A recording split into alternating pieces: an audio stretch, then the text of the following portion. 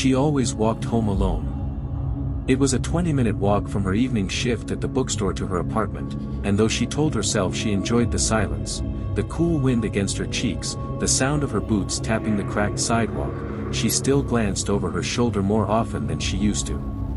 Maybe it was just the season. October brought shorter days, longer shadows, and the kind of chill that sank into the bones. But lately, she had the feeling that someone else shared those walks with her. She didn't mention it to anyone. Who would she tell? Her mother was 5 hours away, her friends were all busy with their own lives, and it felt silly, paranoid even, to say, "I think someone's following me," when she couldn't point to a single thing to prove it. Just, a presence. A sensation. The breath on her neck, even when no one was there. But last Wednesday, something changed. That was the night she saw the man. She didn't notice him at first.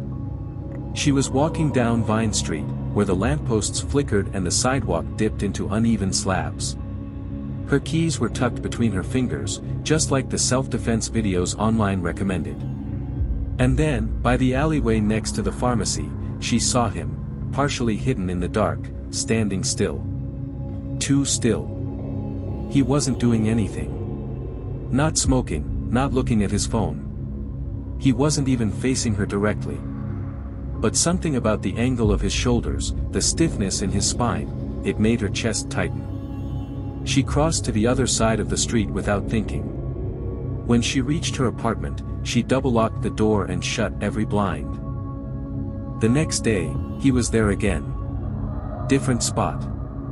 This time, near the church steps on Maple, where the ivy had overgrown the gates and the lights had long since burned out. He wasn't hidden. He was standing in full view, watching her. She told herself to walk normally. Don't run. Don't show fear. But her throat was dry by the time she made it home, and her hands trembled so badly she dropped her keys twice. She didn't sleep that night.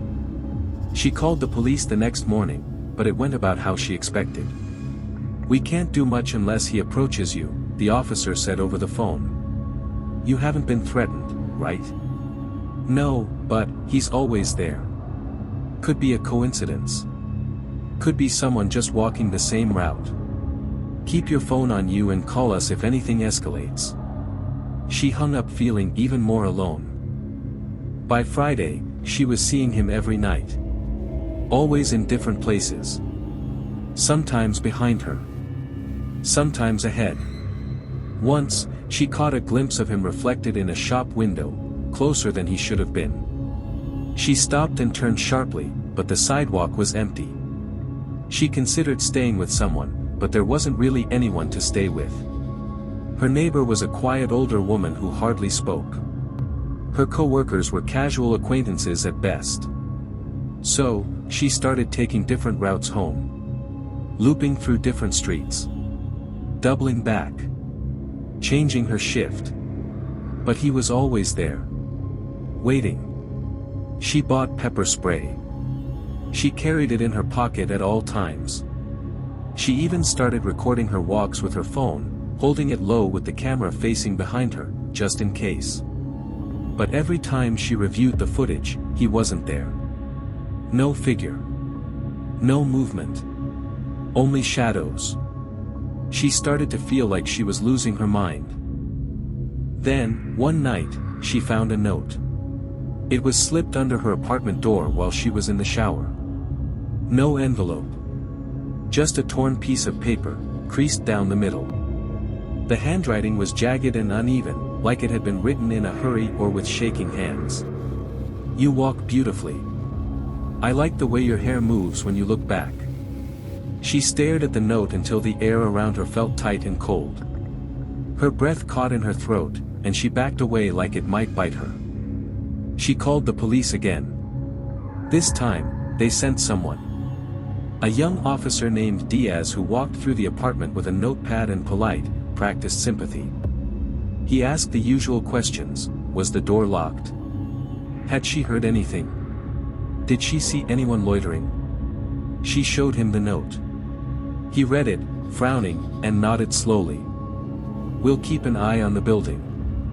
If he comes back, call 911 immediately." She asked if she should stay somewhere else. He said she could, but he didn't look like he thought it would make a difference. She didn't leave. The following nights, she stayed inside. Didn't go to work. Didn't even open the curtains. She ordered food online and left the deliveries untouched in the hallway for hours before mustering the courage to retrieve them. Still, the feeling never left. On Monday, she heard breathing through the door. It was soft, barely audible over the hum of her refrigerator, but unmistakable, someone standing right on the other side. She grabbed the pepper spray and held it close, tiptoeing to the peephole. No one. But the breathing continued for 5 more minutes before it stopped all at once. She didn't sleep that night, either. On Wednesday, she opened her fridge and found another note. She dropped it the moment she saw the writing. "You smell different when you're scared." She collapsed on the kitchen floor, knees drawn to her chest, rocking back and forth while her heartbeat pounded in her ears. He had been inside. While she was asleep. Or worse, while she had been awake and unaware. She called the police again. They searched everything. Windows. Doors. Vents. But they found nothing. No signs of forced entry. No fingerprints. No DNA. She asked them if they thought she was making it up.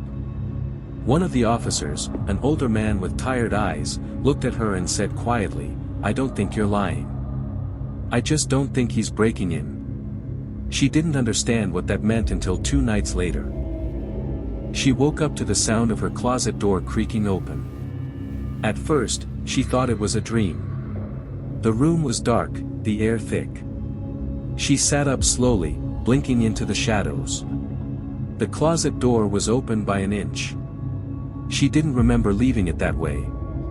Her mouth went dry. She reached for the lamp beside her bed, but her hand stopped mid-air. A soft shuffle came from inside the closet.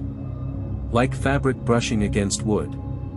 Like someone shifting their weight ever so slightly. She couldn't breathe. She stared at that inch-wide gap for what felt like hours. Her legs wouldn't move.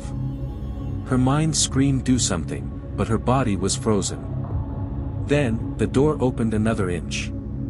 She screamed.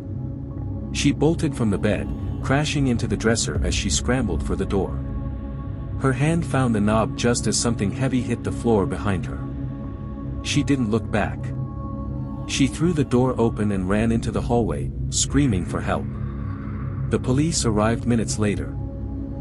Her closet was empty. Again, no prints. No signs of entry. No forced locks. Nothing.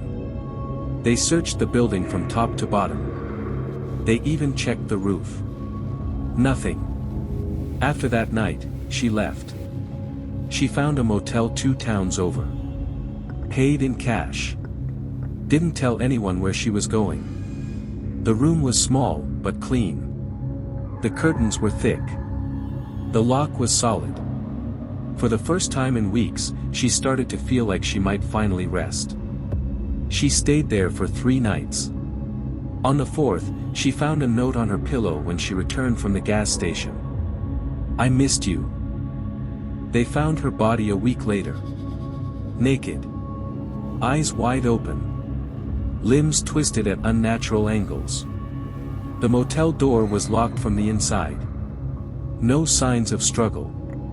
No fingerprints. No fibers. No indication of how he got in, or out. The only clue was the mirror. Written in steam, like someone had breathed on the glass and traced the letters with their finger, were the words. "You're not the only one who walks alone." They never found him. Other women in the area have reported similar encounters since then. Different towns. Different victims. Same eyes in the shadows. Same soft breathing through the door. Same closet left open by an inch.